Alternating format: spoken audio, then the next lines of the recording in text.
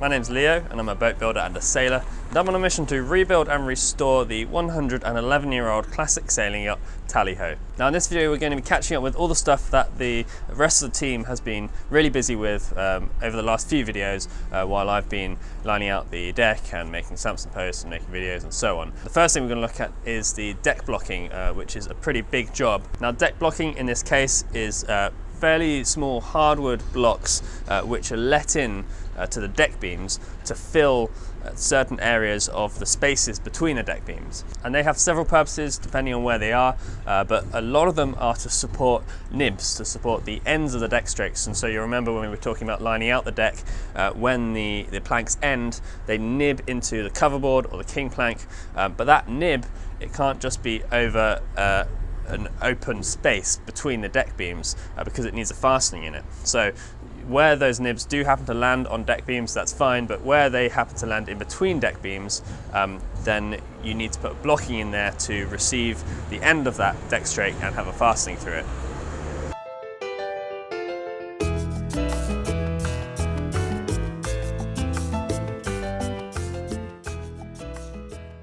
So I had like a number and a rough size of what the blocks should be. And I had a really long board of Angelique, and it had some knots, it had some cracks. So I went through and I tried to figure out where I could take blocks that would be big enough. Then I sliced it all up into more manageable pieces and sent them all through the planer, the joiner, the table saw, in order to get a nice square piece of stock, which we could then turn into deck blocks.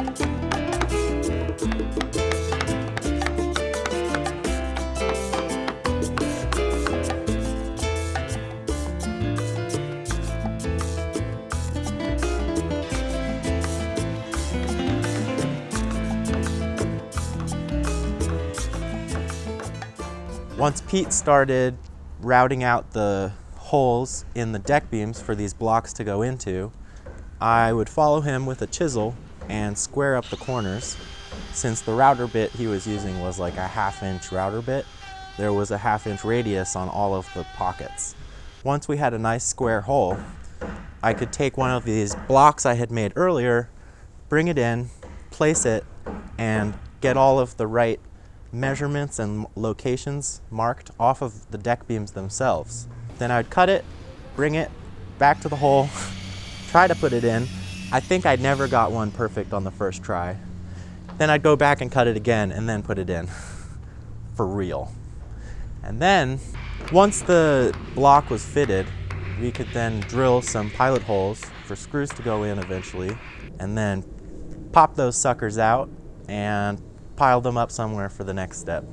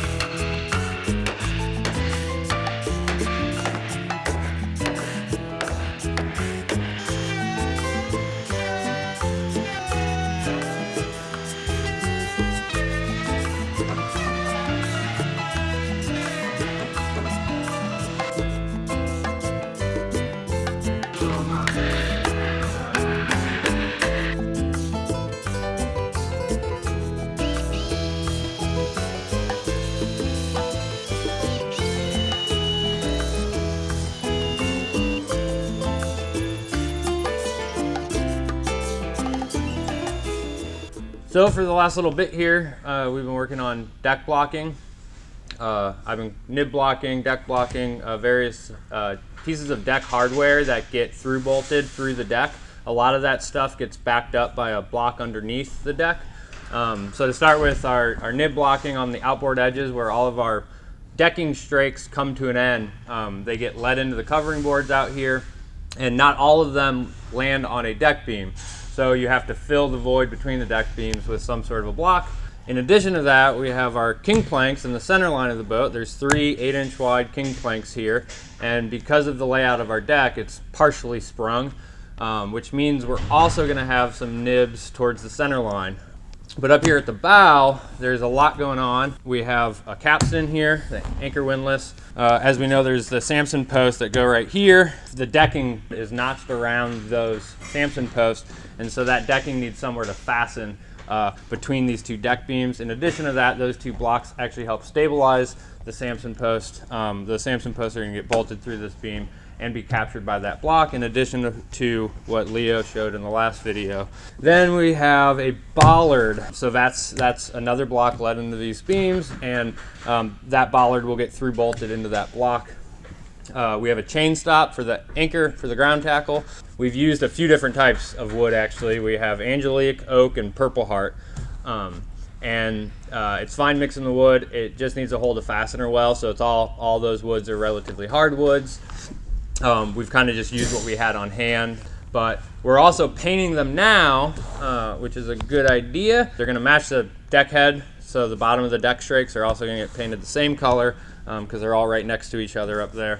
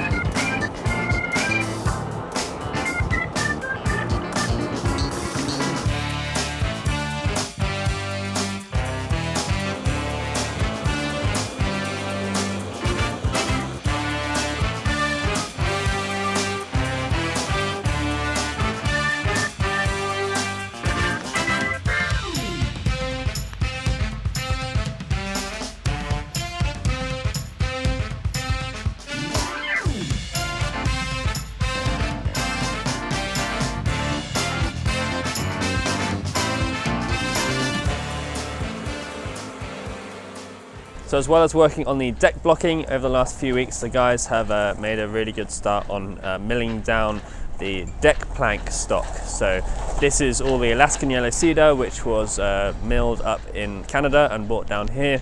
It was rough cut at a little bit over the 2-inch thickness that I wanted for my deck. So the first job in milling that timber is to plane it down to the exact thickness, and in doing so, get rid of all the rough cut saw marks from the mill and any indiscrepancies in thickness and so on. Once it's planed down to thickness, the next step is to rip up the wider boards into the correct widths for our deck planks. The deck planks are going to be 3 inches by 2 inches. That's 2 inches thick, 3 inches wide, and so all the planks which are significantly wider than 3 inches we rip down into several narrower planks.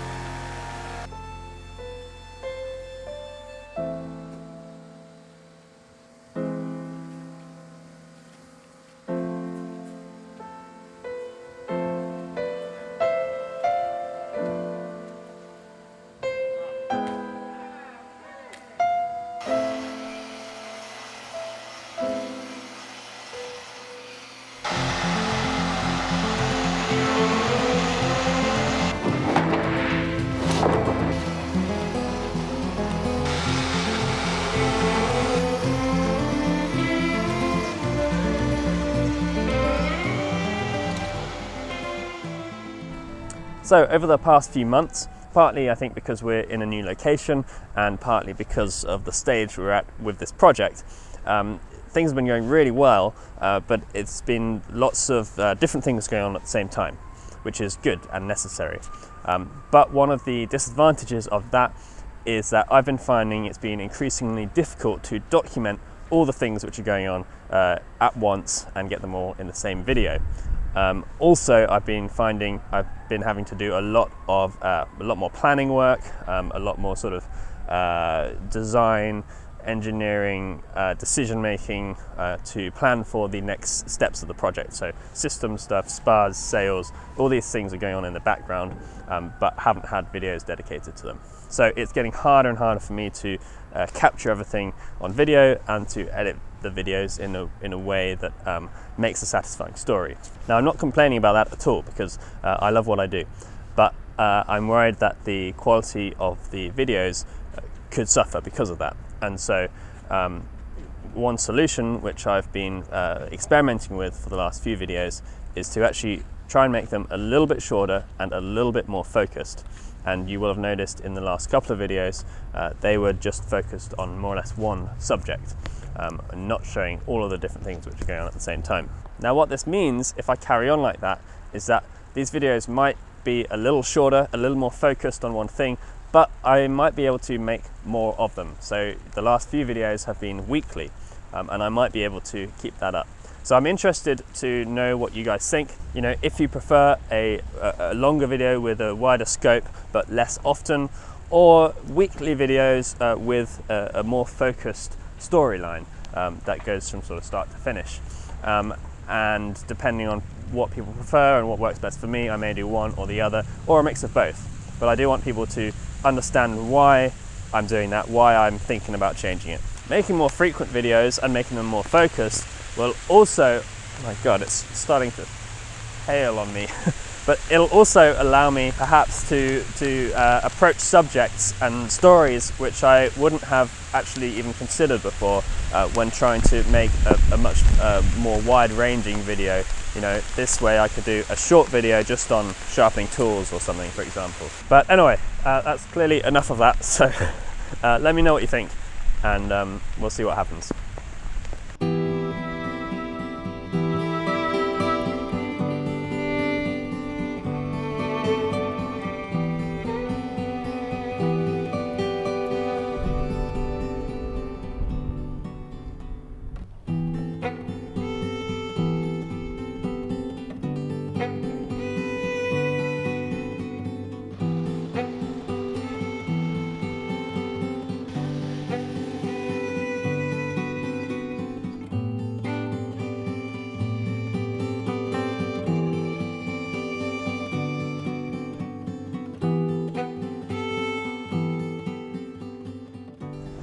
Alright, so go ahead. Who are you?